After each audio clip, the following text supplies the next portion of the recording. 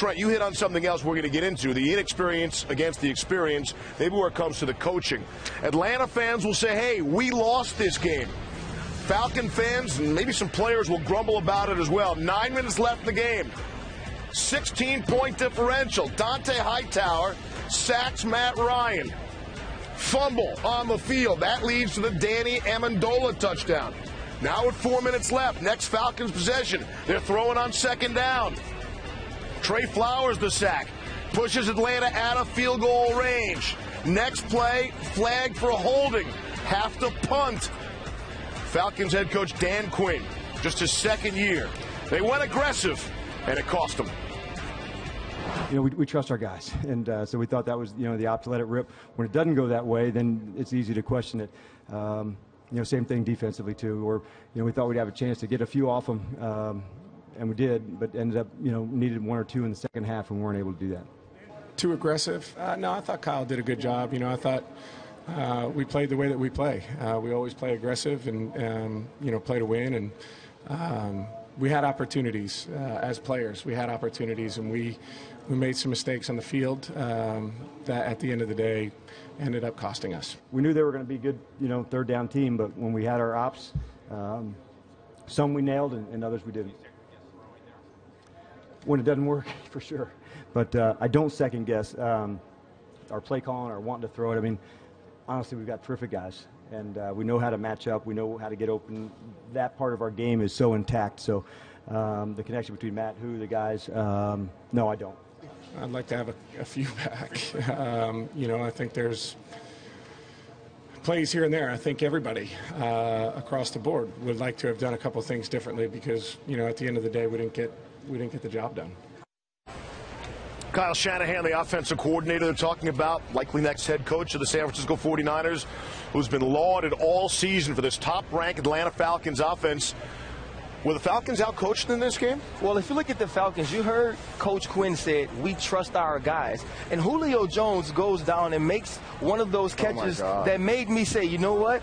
Manningham, Dave Tyree, now Julio Jones makes a catch. Santonio Holmes. Now Julio Jones also makes a catch that beats the New England Patriots. Here you see Matt Ryan's in the pocket. This is a ball that you usually don't throw, Trent. Nope. And you only throw it when you have what my friends in Alabama call a monogator, right? So it's not an alligator. You don't know. It's not a monster. It's a monogator. And that's the only time you make a throw like this, and he makes an amazing catch. So now you figure, okay, we're going to run the ball. You lose 2 yards here, and I think they started to panic. I think Coach Shanahan and Coach Quinn said, let's go with what has gotten us here, and that's our quarterback, the MVP. Now you see Flowers comes in with a big play on the sack. Now you have to find a way to get back into field goal range because you understand if you give Tom Brady the opportunity to come back from 8 points down, he will make you pay. You give a ball out here in the flat to Sanu, but there's a holding call. And if the call on Eric Fisher against the Pittsburgh Steelers was holding, this is holding. Yeah. And so when you do those things and now you put yourself in a bad situation, I don't know if there was a person in the stadium, Trent, that when it was 20-28 and the New England Patriots had the ball that didn't say to themselves, this game is over, the Patriots will score, send us to overtime and win. Trent, we talked about as one of the talking points of the week. We have not seen the Falcons in crunch time. And it was a compliment because they've been blowing everybody out. They haven't been in a 2-minute kind of game at the end. Did they fold up at the end here? So you've heard the line, the same thing makes you laugh, makes you cry. And talking about aggressive play calling. Being aggressive is like the vogue thing in sports. Like, let's everybody be aggressive. Let's go for 2 points. Let's go for every fourth down. Let's shoot a bunch of threes. Swing for the fences. Like, it's really cool. It makes you laugh when it works. It also makes you cry. And I think tonight that's what we saw. We saw a team, Atlanta Falcons, that it got tight. Now they had to play in a game they're a little uncomfortable with as they started to come back.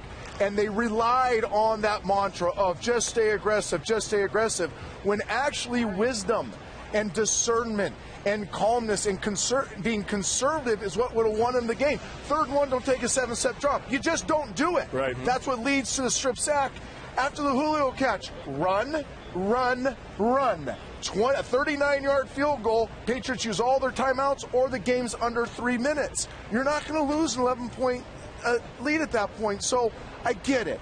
You want to play aggressive. You want to trust your guys, but it made you cry this time when it's made you laugh all season long. Speaking of crying, how about the poor city of Atlanta? There are 4 professional sports teams. They remain stuck on just one professional sports championship, the Atlanta Braves, in 1995. They had to feel as if this was going to be their night. In the end, it is not. The night, once again, belongs to Tom Brady and the New England Patriots, trailing 28-3 in the third quarter. New England wins 34-28 in overtime. Much more on the Patriots' latest Super Bowl victory from Houston when sports